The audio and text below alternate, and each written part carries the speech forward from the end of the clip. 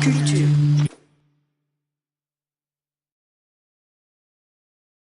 Mais sur la question des œuvres indisponibles, moi j'étais en alerte depuis un moment parce qu'au fond c'était passé un petit peu au-dessus de la tête des auteurs, ça restait un débat parlementaire, etc. Ici ça entre en application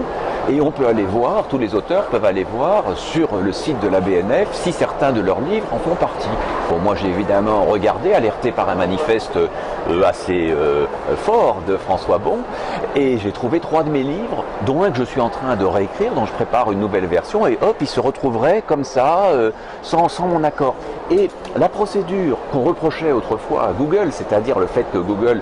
numérise d'abord et puis qu'il faille faire un acte volontaire pour le retirer, procédure qui avait été dénoncée notamment par le président de la BNF de l'époque, Jean-Noël Jeanneney, c'est celle aujourd'hui que l'État et la BNF reprennent. C'est-à-dire, c'est à l'auteur, c'est à l'éditeur de faire une démarche volontaire, pas si simple que ça, avec des déclarations sur l'honneur, des pièces d'identité, des machins, à remplir, à envoyer, pour marquer qu'on n'est pas d'accord de se faire spolier de ce qui nous appartient. Et donc là, je pense que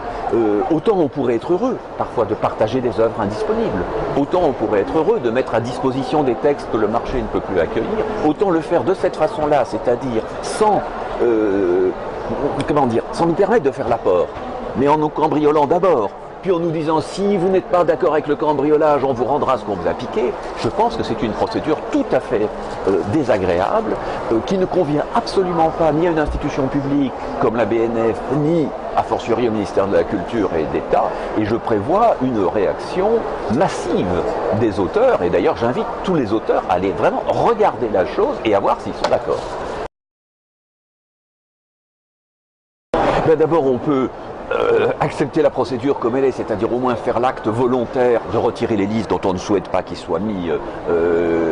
gratuitement ou paragratuitement sur le réseau sans qu'on en soit avisé. Ça c'est une première chose, une démarche un peu lourde, mais on peut aussi créer suffisamment d'agitation pour que la procédure soit revue et qu'éventuellement on renverse la machine, c'est-à-dire on apporte des œuvres, et je crois que beaucoup d'auteurs seraient d'accord de le faire, mais on apporte des œuvres qu'on a choisi d'apporter, ce n'est pas imposé. Et en plus, s'il s'agit de faire cette procédure d'opt-out, de retrait, qu'au moins elle soit extrêmement simplifiée et qu'un simple courriel, qu'on n'ait pas à attester de notre qualité d'auteur, à jurer sur l'honneur qu'on est l'auteur de nos propres livres, chose quand même assez aisément vérifiable si on avait entrepris une concertation. Il y a des auteurs qui se retrouvent avec 10, 12, 15, 20 livres dans cette liste. Il aurait quand même été possible, via les éditeurs ou via les sociétés d'auteurs, de leur adresser un courrier avant que ça ne soit mis en ligne. Donc je pense qu'il y aura une certaine crispation sur le sujet et que c'est dommage parce que c'est le moment où on vient d'aboutir à une forme d'accord autour des contrats d'édition où la ministre de la Culture, les sociétés d'auteurs ont manifestement porté une attention, une nouvelle vigilance à ces questions, et là c'est vraiment un gros couac.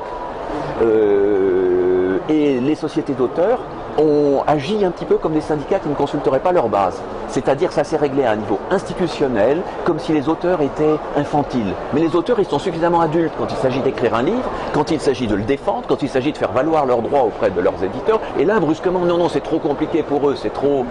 technique, décidons cela au sommet. Donc, sans partager exactement les mots de François Bon, je partage en tout cas sa détermination et son énergie, et je m'emploierai de toutes mes forces à le faire savoir autour de moi, et je crois qu'on sera nombreux à répercuter l'information. Mediapart.